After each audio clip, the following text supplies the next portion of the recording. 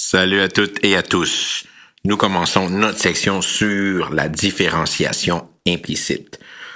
Donc, l'objet de départ, lorsqu'on fait de la différenciation implicite, c'est une équation qui a un côté gauche, qui a un côté droite. Puis des deux côtés, on a les variables x et y qui peuvent être mélangées. Donc, normalement, lorsqu'on travaille avec une fonction, l'équation s'écrit y égale à grosse formule qui dépend juste de x. Donc, où ce que x, c'est la variable indépendante, puis y, c'est la variable dépendante. Mais parfois, certaines situations nous donnent des quantités qui sont liées au travers d'une équation qui n'est pas nécessairement une fonction. Donc, une équation où on ne peut pas nécessairement isoler la valeur de y comme étant simplement une équation qui dépend de x. Mais on veut quand même s'intéresser à la relation entre les deux. Puis bien sûr, une manière d'étudier la relation entre deux variables, c'est avec leur dérivée. Donc, on va avoir une manière de calculer la dérivée pour une fonction, pour une équation à deux variables. Puis bien sûr, la dérivée, donc si on commence avec deux variables, typiquement la dérivée va avoir deux variables aussi. Puis l'idée ici, c'est tant et aussi longtemps que la fonction est localement différenciable. Je vais parler de ça dans une seconde. Alors, ça va être possible de faire ce genre de calcul-là avec les idées qui viennent là, du calcul de dérivée. Donc, il n'y a pas vraiment grand-chose de nouveau, mais c'est quand même légèrement différemment. C'est légèrement différent, excusez. Donc, juste pour montrer quel genre d'objet qu'on travaille avec, j'ai dessiné pour vous la courbe infinie, entre guillemets, qui est donnée par l'équation 25x au carré moins 25y au carré est égal à 2x4 plus 4x au carré, y au carré, plus 2y4. Donc, puis ici, là, si vous essayez d'isoler la variable y, vous n'allez pas être capable d'écrire y comme étant une équation de x, donc ce n'est pas une fonction. Puis bien sûr, lorsqu'on regarde la courbe infinité, vous devriez être à l'aise avec, si on vous donne une courbe dans le plan cartésien, de savoir tout de suite est-ce que c'est une fonction, est-ce que cette courbe-là est une fonction ou non. Puis ici, si vous utilisez le test de la droite verticale, il y a plein de valeurs de x qui donnent plusieurs valeurs de y, donc cette courbe-là n'est pas une fonction. Par contre, lorsqu'on regarde cette fonction-là, puis on regarde juste des petits bouts, entre guillemets, puis ça va être ça un peu l'idée. Comme par exemple, si j'ai dessiné pour vous le point 3,1, si je m'intéresse à qu'est-ce qui se passe autour du point 3,1, donc juste du point de vue de la courbe elle-même, mais autour du point 3,1, juste si je regarde juste un petit bout de cette courbe-là, mais cette petite courbe-là, lorsque je regarde juste un petit bout, mais c'est vraiment le petit bout d'une courbe qui pourrait être une fonction. Bien sûr, on ne connaît pas explicitement c'est quoi l'équation de cette courbe-là, mais c'est pour ça que ça s'appelle la différenciation implicite. OK, anyways. Donc, qu'est-ce que je veux dire par localement différenciable? Donc, localement différenciable, c'est vraiment dire que à un point, lorsque je zoome autour de la courbe de ce point-là, ma courbe a de l'air d'une courbe, d'une fonction qui est différenciable. Donc, pas de coin, pas de discontinuité, pas de tangente verticale. Donc, c'est vraiment quelque chose qui a de l'air d'une équation normale, puis où ce qu'on peut dessiner l'équation de la droite tangente. Okay? Donc, puis ça, c'est quelque chose que je vais typiquement vous demander dans un test. Si je vous donne la courbe, on vous demandera jamais de dessiner les courbes là, d'équations de deux variables. Déjà, une variable avec les 7 étapes là, qu'on a vu dans les chapitres précédents, c'est une job. Là, okay? C'est une job à temps plein, comme on dirait. Là. Mais souvent, juste pour bien faire le lien entre ce qu'on calcule versus ce qu'on demande, on va souvent dessiner pour vous la courbe, ce que cette équation représente visuellement, puis on va vous demander d'identifier aussi que la fonction n'a pas de dérivée. Donc, si on retourne sur ma fonction, ma courbe infinité, donc si je vous demandais d'identifier où c'est que cette fonction-là n'est pas différentielle, donc si vous voyez des coins, si vous voyez des tangentes verticales, si vous voyez des discontinuités, donc des points où que la courbe brise en plusieurs morceaux, mais il faut être capable de dire, OK, ces points-là, je vais les enlever des points où ce qu'on peut calculer des dérivées. Donc ici, comme par exemple, puis ici, qu'est-ce qui est le fun avec les courbes ou qu'est-ce qui est intéressant avec les courbes, c'est que les courbes peuvent bien sûr revenir sur eux-mêmes, puis on peut avoir des coins qui se rencontrent, puis ça va donner des intersections. Donc normalement, lorsqu'on a une courbe, si on voit un coin ou une intersection, ça va être les premiers points. Donc si je vais identifier en rouge les coins ou les intersections, cette fonction-là, elle a juste un coin ou une intersection à l'origine. Donc boum, ici en rouge, que j'ai que mon origine, le point 0,0, c'est une intersection, on ne pourra pas utiliser les méthodes de différenciation implicite pour trouver une dérivée à ce point-là. Ensuite, j'ai pas de discontinuité. Les choses que le monde va souvent oublier, bien sûr, c'est les tangentes verticales. Donc, est-ce qu'il y a des points sur la courbe tels que la droite de l'équation, telle que la droite tangente à ce point-là, c'est vertical? J'en ai deux. Pouf, j'en ai une à 3 points quelque chose là, ici que je vais mettre en magenta. Puis j'en ai un autre pouf ici à l'autre extrême opposé. OK, donc à moins 3. Je parle pour le X, là. À moins 3 points cuc. Donc j'ai deux tangentes verticales. Donc ici, j'ai deux tangentes verticales. Donc en mauve, c'est mes tangentes verticales. Et en rouge, OK, c'est mes coins. Donc, je l'écris. Bien sûr, coin ou intersection, moi je vais mettre en rouge, parce qu'on pourrait définir l'intersection comme étant plusieurs coins qui se rencontrent. Donc, j'ai 3 points. OK, donc visuellement, où est-ce que ma fonction n'a pas, où est-ce que ma courbe, excusez, n'a pas de dérivée. Mais par contre, le point 3,1, ça c'est un exemple. Si je regarde autour de 3,1, donc autour de 3,1, juste la petite branche autour de 3,1, mais cette petite branche-là que j'ai highlightée en jaune, mais ça donne l'équation d'une courbe. OK, cette portion-là de la courbe pourrait représenter le graphe d'une fonction. Juste ce petit morceau-là, ça serait bien là, une bonne petite fonction là, qu'on connaît pas explicitement, ok, mais c'est pour ça qu'on appelle ça la différenciation implicite. Puis en fait, prenez n'importe quel autre point que les deux mauves ou le rouge, vous pouvez découper un petit bout de courbe autour puis trouver le graphe d'une petite équation qu'on ne connaît pas explicitement. Ok, donc je m'attends que si je vous donne le graphe de la courbe d'une équation, que vous soyez capable d'identifier tous les points où ce qu'il n'y en a pas de dérivée. Okay, dans ce cas ici, sur le symbole infini, il y en a 3 points où ce que ça n'existe pas. Puis faites attention ici, on parle juste des tangentes verticales et non des tangentes horizontales. Les tangentes horizontales, c'est des choses qu'on peut calculer. Donc, c'est quoi la différenciation implicite? Donc, typiquement, on commence avec quoi? On commence avec une équation, avec un terme de gauche, un terme de droite. La première chose que tu dis, c'est que tu vas dériver à gauche puis tu vas dériver à droite. That's it. OK, j'ai une grosse équation en deux côtés. Je dis, OK, je dérive à gauche et je dérive à droite. Ensuite, on doit dériver tous les termes. OK? Puis qu'est-ce qui va arriver? C'est qu'il faut appliquer les mêmes règles que d'habitude. Donc, typiquement, si les variables sont x et y, puis qu'on dérive par rapport à x, tous les termes qui dépendent juste de x, on utilise les bonnes vieilles règles comme d'habitude. Par contre, si on a un terme qui contient un y, il faut se souvenir que ici, y, c'est une équation qui est compliquée, okay, qu'on ne connaît pas explicitement. Donc, c'est un y à la 4, donc tu as quelque chose à la 4. Comment tu fais pour dériver quelque chose à la 4? Mais quand tu veux dériver quelque chose à la 4, il faut utiliser la dérivée en chaîne. Donc, tu vas avoir 4 fois ce quelque chose-là à la 3 fois la dérivée de l'intérieur. Puis c'est quoi la dérivée intérieure? Mais ça va être la dérivée de y par rapport à x. Puis c'est quoi? Mais c'est ce qu'on cherche. Donc, toutes les termes en y vont nous vomir, OK?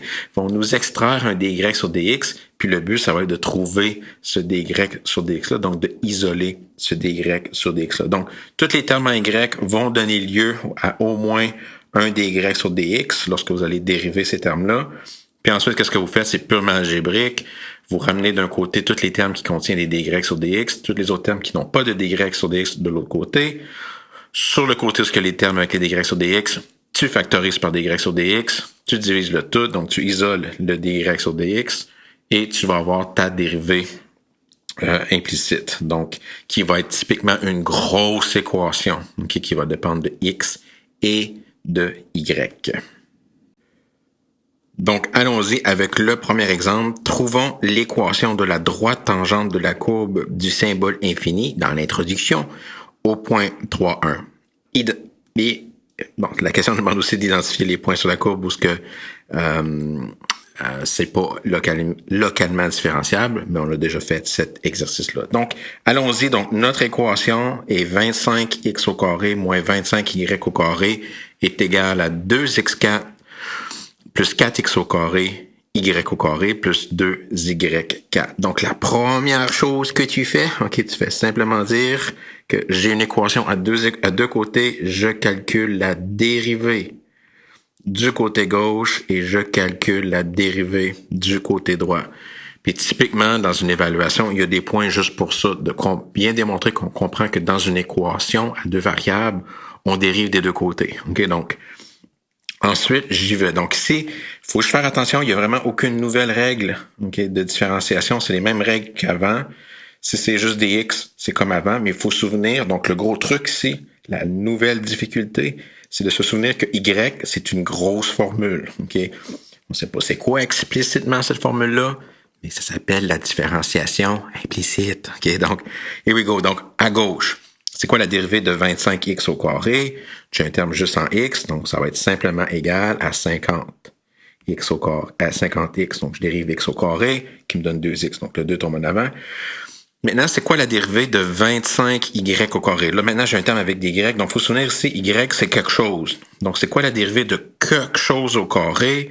Donc, c'est une dérivée en chaîne. Donc, le 2 tombe en avant, donc je vais avoir 50 fois ce quelque chose-là à la 2 moins 1, fois la dérivée de l'intérieur. C'est quoi la dérivée de l'intérieur?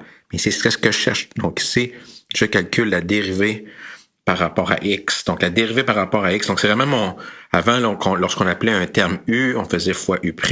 Donc, ici, mon terme y, je vais le dériver, la dérivée intérieure, mais c'est dy sur dx. Puis, je veux ces termes-là, parce que le but, c'est de trouver, une équation pour les dy sur dx. Donc, je veux que ces termes-là apparaissent, parce que c'est eux que je veux, c'est celui-là que je veux calculer. Anyways, donc, j'ai fini sur le terme à gauche. Maintenant, à droite, la dérivée de 2x4, le 4 tombe en avant, donc un terme qui dépend juste de x, donc je vais avoir 8x cube.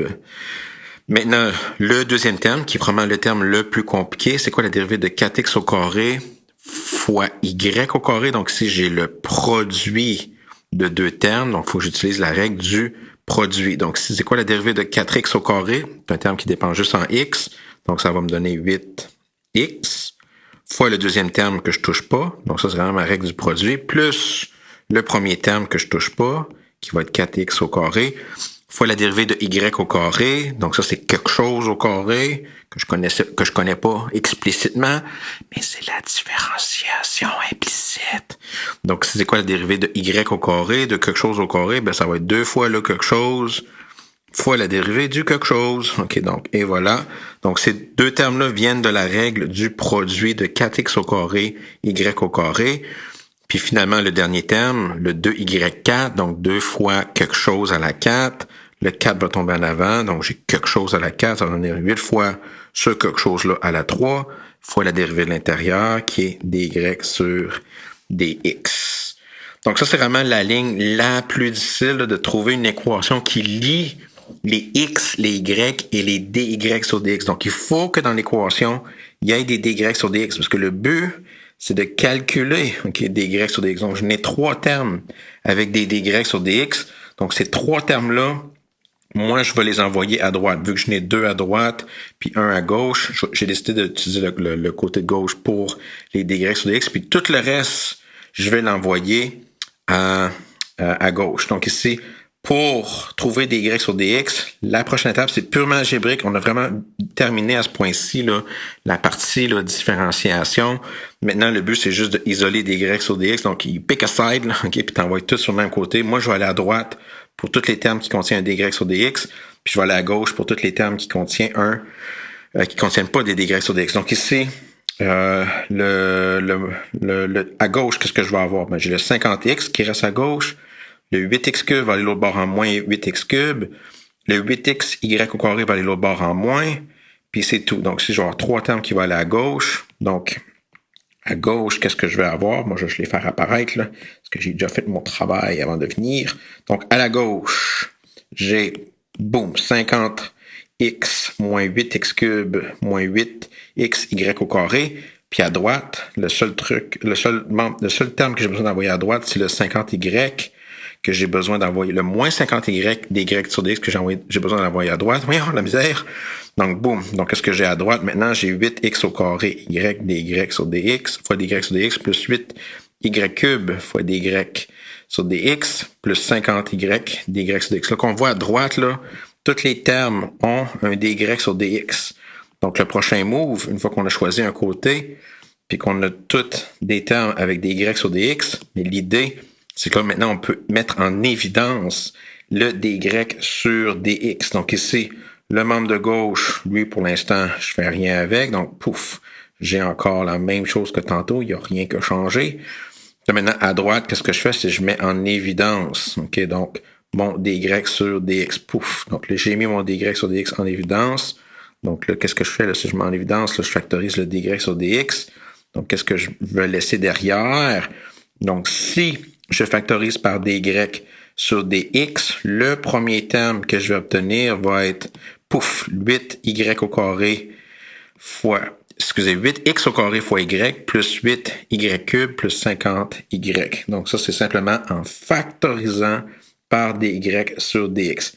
Maintenant, qu'est-ce qu'il me reste à faire? OK, maintenant que j'ai isolé, que j'ai factorisé par dy sur dx, c'est prendre le 8x au carré y, c'est prendre le 8x au carré y plus 8y cube plus 50y, puis l'envoyer l'autre bord en divisant le tout.